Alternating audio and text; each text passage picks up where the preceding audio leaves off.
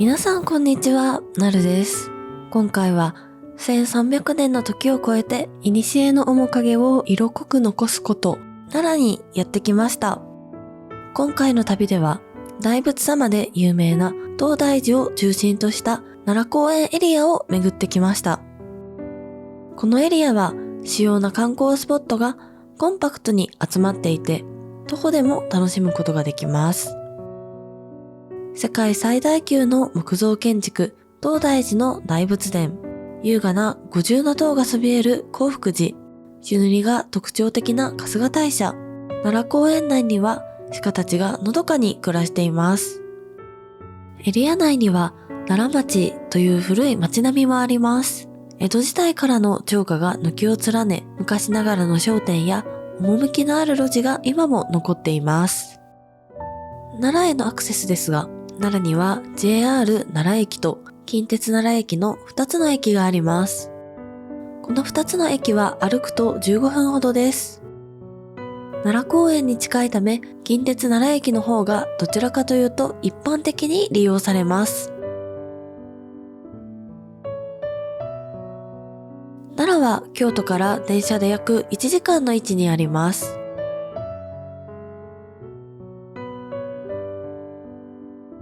奈良公園エリアには東大寺、興福寺、春日大社の3つの世界遺産があります。これらは徒歩圏内にあり、日帰り観光も可能です。近鉄奈良駅を出るとすぐに奈良公園エリアに入ります。徒歩約500メートルで興福寺五重塔に到着します。春日大社の一の鳥居から御本社までは木々に覆われた春日大社参道が 1.2 キロ続きます。春日大社参道の途中の交差点から東大寺の南大門を経由して大仏殿まで一直線に伸びる歩道が東大寺参道です。東大寺の大仏殿から二月堂までは裏参道経由と表参道経由のルートが2つあります。二月堂から春日大社本社へは若草山山麓を歩く道もあります。これらの参道を使うことで効率的に世界遺産を巡ることができます。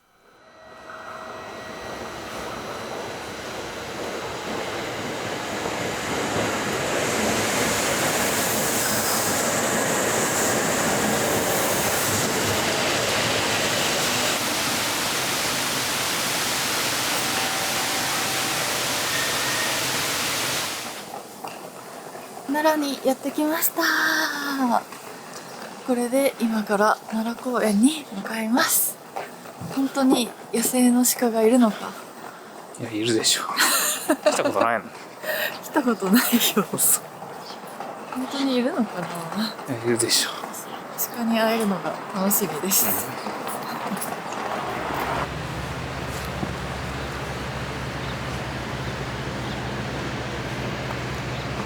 あれはもしかして五重塔？五重塔工事中だね。工事中なんだ。大工事だよ。大工事だね、あれは。ビルみたいじゃん、もはや。確かにビルみたい。あれが工事中じゃなかったら池と一緒に見えたんだね。なんか思った以上の工事だね。すごいね。すごい。マンション建てるのかって感じの。ね、すごい。逆にレアだ。鹿がいる。嘘、どれ？木のとこ。こんなとこにいるんだ。あっちにもいる。第一と第二鹿発見。本当にいるんだ。めっちゃ普通にいるじゃん。うわ、びっくりした。角ないね。角は切ってんだよ、危ない。あ、そうなんだ。一匹一匹捕まえて。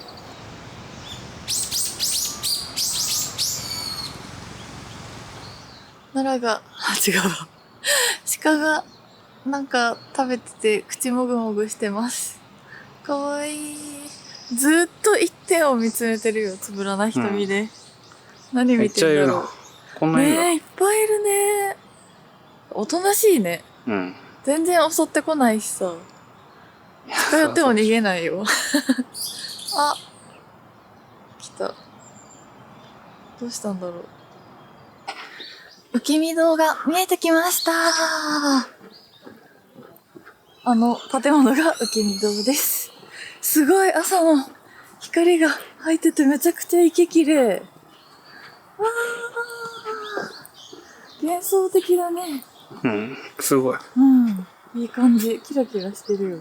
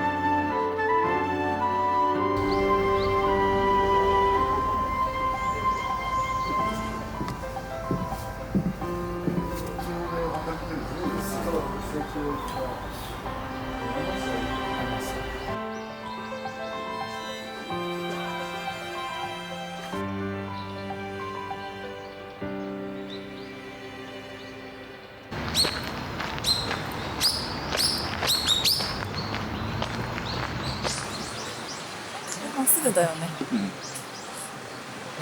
うわ置物だと思ったら鹿だった。びっくりした。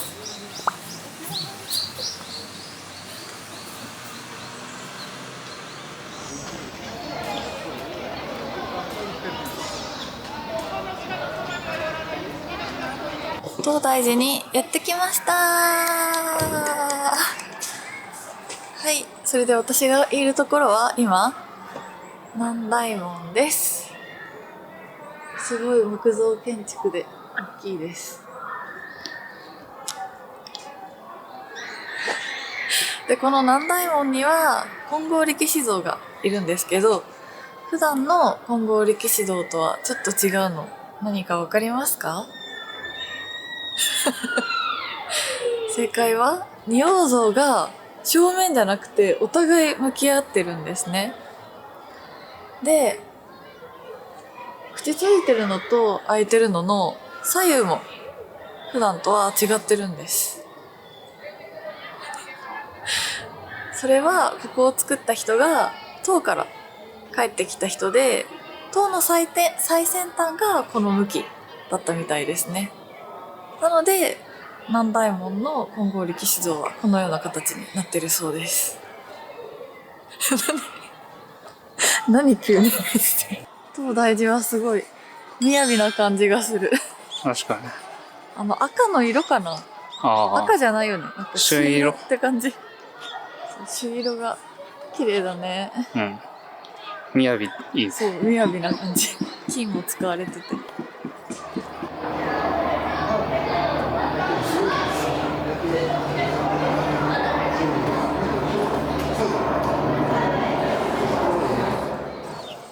大仏殿すごい大きいね。はいね、これ桁違いのでかそうだ、これ。びっくりしたよ。この中に大仏様が入ってるって、どんだけ大仏様大きいんだろうね。確かに。上まで行ってんのかな。行きますか。確認してみましょう。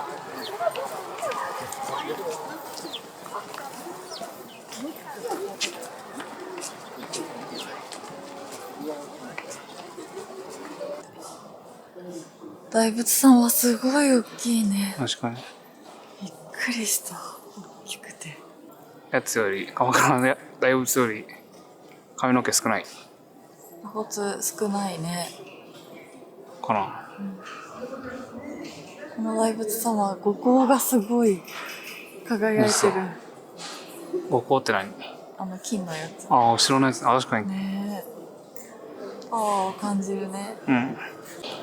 大仏様は左手で宇宙の知恵を、右手で慈悲を表してるんだって。そうなんだ。ね、すごいね。宇宙からも何かを感じ取ってるんだ。それを私たちも感じないといけないんだよ。うん。はあ。見事ですね。見事です。見事です。え入れる入れる。うん。狭いよこれ。無理なんだけど。待って無理。怖い。怖いよ。本当に抜けなくなったらどうしよう。抜けないかもしれない。やだ怖い。いや狭いですよね。嘘いけるでしょ。いや無理だよ私。本当に無理だよ。怖いもん。この先怖くていけない。やだ。やだ。いや詰まるかもしれない。もう一回挑戦だけ。だってできないよ。詰まったらどうすればいいの？本当に詰まるよ。引っ張るか。本当に詰まる。やだ怖い。怖い。怖い。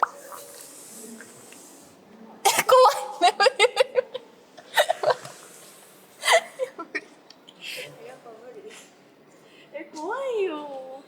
だって肩きついんだもん。通れなくない？怖い。出れない。いやいける。斜めにすればいける。引っ張って。できた。怖い。何これ。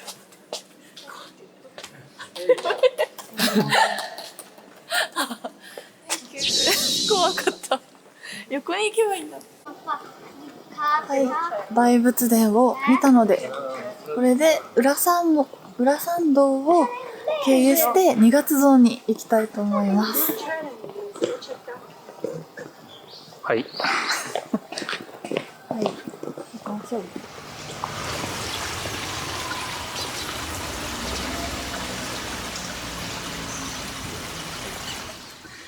二月堂への裏参道めちゃくちゃ綺麗だね。めっちゃ綺麗だね。こんなとこあったんだね。石畳になっててさ、雰囲気あるね。隣の塀もさ、昔ながらって感じですごい素敵だね。めっちゃ雰囲気いいよ。ここ歩いて二月堂行くのいいね。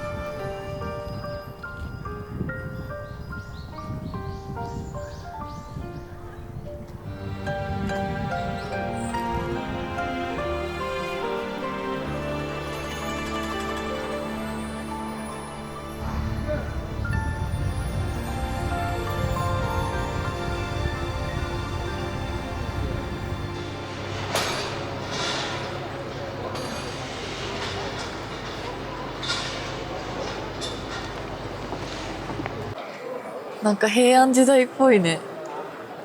平安時代。平安時代。どういうところがですか？なんか雅な感じする。うん。なんか鎌倉時代とはなんか違うじゃん。確かに。ああ、確かにそうだね。鎌倉時代わかんないけどなんか武士って感じだけど、こっちはやっぱ貴族感あるね。優雅な感じじゃない？うん。優雅な建造物だよ。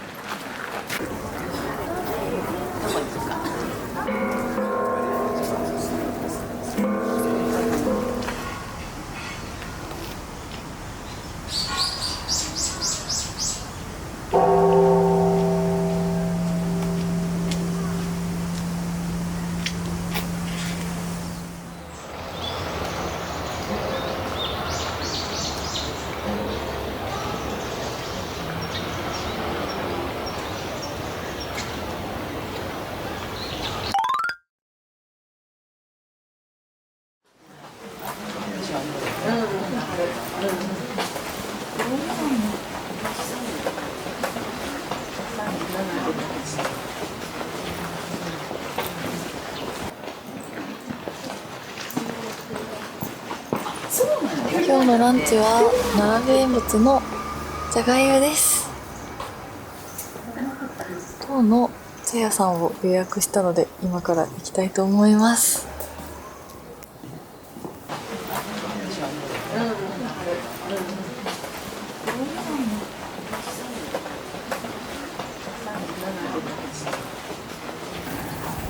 茶がゆとはお茶で炊き上げた風味豊かなおかゆ。一般的にほうじ茶で炊くことが多い茶がゆですが、こちらのお店では抹茶の原料となる天茶を使用し炊いていることで綺麗な若草色の茶がゆを楽しめます。いただきます。人生初の茶がゆです。まだでも大丈夫はちょっと暖かく22度ぐらい。僕は朝すごい寒かったよね。あったかい。本当にお茶だよ。茶がゆって名前の通りお茶がゆ。緑茶。緑茶、すっごい濃い緑茶って感じ。美味しい。食欲がない時でも食べれちゃう感じ。私おかゆとか好きだからさ、こういうのすごい好きだ。なんかお弁当っていうだけってさ、いろんなおかずが入ってて食べるの楽しい。見ても楽しいし、食べても美味しい。確かに。このおかずがさ、じゃがゆと合うんだよね。ああ。だから一緒に食べるのも美味しい。単品でももちろん美味しいし。すごい大人のちょっと高級なお弁当って感じかも。美味しいよ。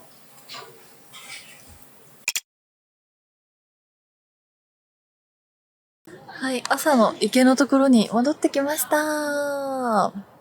角田山に行く予定だったんですけど、なんとバスが土日限定でした。山頂まで行く方法がなくて、徒歩かタクシーかということになってしまいました。どうする？どうしよどうしよう。両方タクシーは高いからう。帰り歩く。帰り歩くしかないね。はい、じゃあ山頂で食べるおやつを買おう。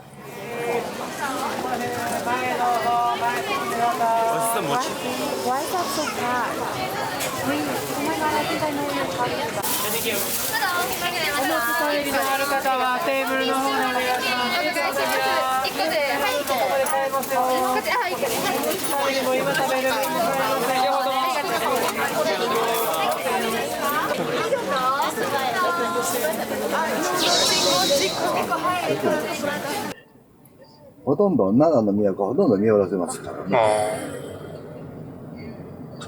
歩くのは結構大変ですか？ああ、まあ若草山の山頂にやってきました。山頂の手前の駐車場にはトイレと自動販売機がありました。夜景を見に来る人も多いそうです。それで今から夕日を見たいと思います。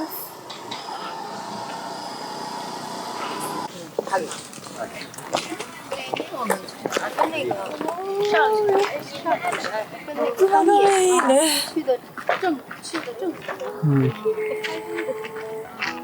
捕まえていい感じだ。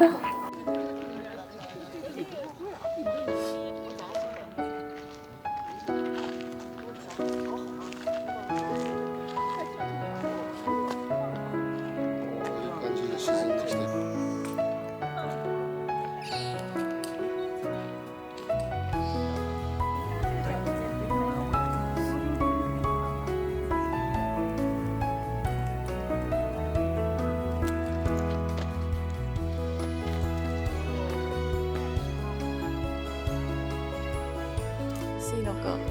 一つされたにかい。主に襲われてたじゃん。なんか怖かった。ちょっと鹿苦手になったかもしれない。怖すぎる、本当に。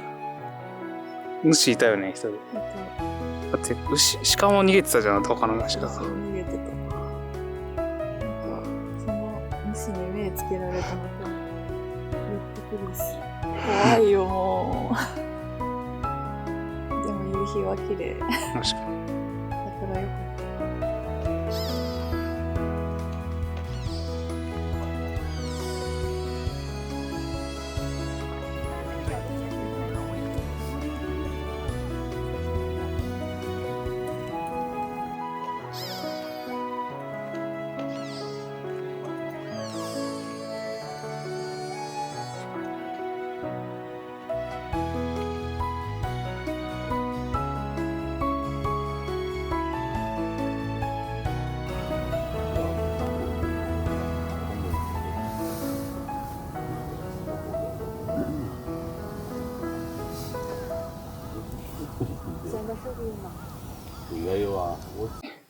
はい、今、若草山の山頂の駐車場にいます。はい。タクシーを呼んだんですけど、全然捕まらなくて、もう30分以上経ちました。どうやって帰ろう。歩いて帰りますか。歩いて帰る。どうしよう、本当に。夕飯間に合うかな。うん。夕飯に間に合うか。ギリギリです。どうしよう、本当に。いつ来るんだろうね。待ちますか。もうちょっとだけ待つしかないよね。ダメだったら歩いて帰ります。仕方ないよ。ないの。もしかして餌入ってるさ、匂い感じ取ってんのかな？ないよ。ないよ。もうないんです。あ、ペコペコした頭。あ、帰っちゃった。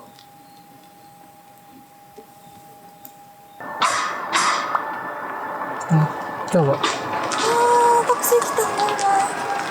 帰りますね。夜景見ておられたんですか？そう、本当は夕日だけの予定だったんですけど、夜景までになっちゃいまし日が暮れるの早かったですから。予想以上にやっぱタクシーが使われなかった。すいません、ありがとうございます。ありがとうございます、本当に。近鉄奈良駅に戻ってきました。よかった、無事に戻ることができました。無事に生還したよ。ね、よかった、本当に。どうなるかと思った。飯に行きますか。まあね、ご飯に行ってました。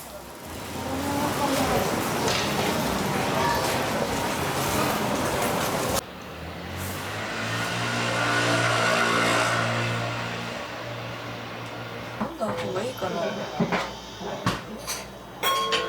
私、大して。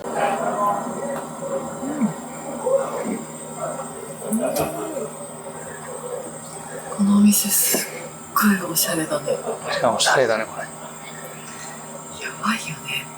穴場スポット。本当に今、個室もすごいいいじゃん、この部屋。おしゃれなさ、この感じ。確かに。光もすごいね。そうそうそう。こういうライトとかね。なんといっても庭にある松じゃない。300年って言ってたね。300年前からある松が飾られてて、それを囲うようにお部屋がある感じだね。すごい、松を見ながらご飯を楽しむって感じなんだね。すっごいおしゃれ、趣がある。はい。今日のお鍋は、飛鳥鍋です。飛鳥鍋は奈良県の郷土料理らしいです。それで、飛鳥鍋は、鶏肉と野菜を牛乳とだし汁で煮込んだ奈良県の郷土料理。で、こちらのお店ではオリジナルに酒粕が入ってるみたいです。どんな味なのか気になりますね。はい。豆乳鍋みたいな感じなのかな、牛乳だから違うのかな。どうなんだろうね。すごい気になる。すごい具沢山で美味しそう。初飛鳥鍋いただきます。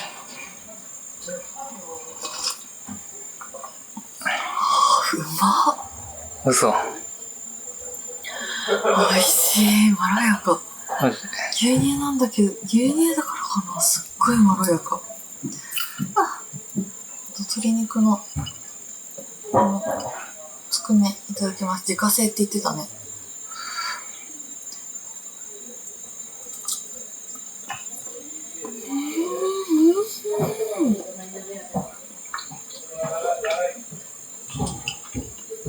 鶏の旨味がすごいくる。ガツンとくる。そう。しっかりしてる。あと食感もなんか美味しいかもしれない。美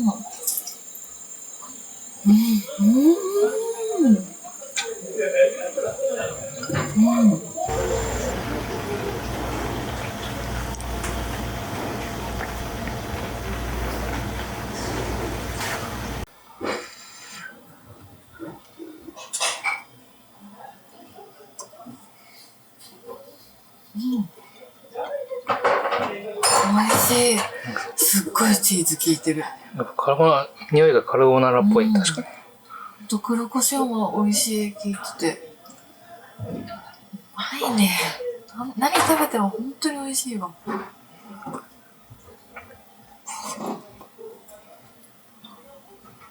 美味しい。爪だからスルスルと食べれちゃう。三つ葉だったから。おはようございます。今日は春日大社に向かいます。今日もすごいいいお天気で、はい、青空が空には広がってます。今日も一日楽しみです。なんか言いなよ。鹿が道路の真ん中を歩いています。真ん中歩いてる。すごい優雅乗り物みたいだね。タクシーみたい。一の鳥居にやってきました。ここからもうくぐって春日大社に行きます。すごい。歩いてる。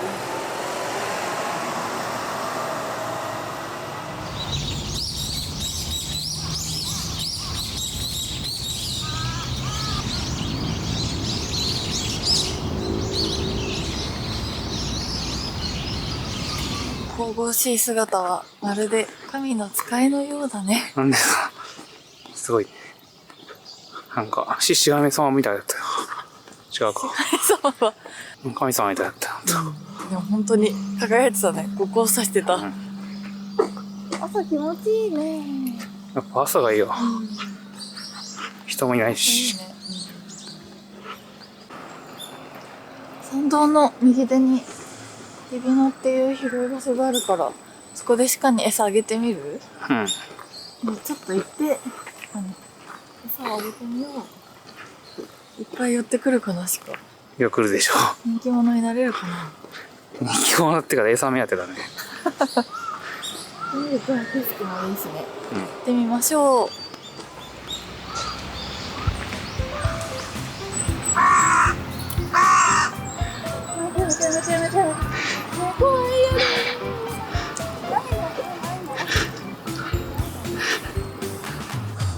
どうにかしてよ。ど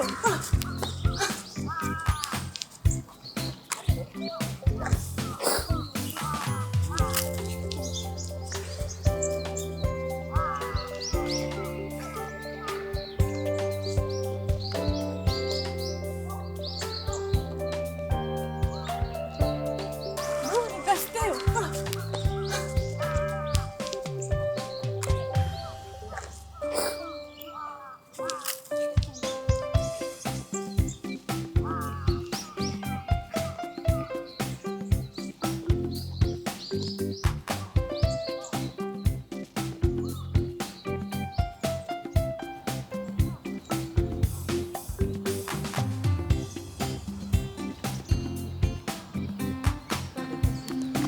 うわ、見て。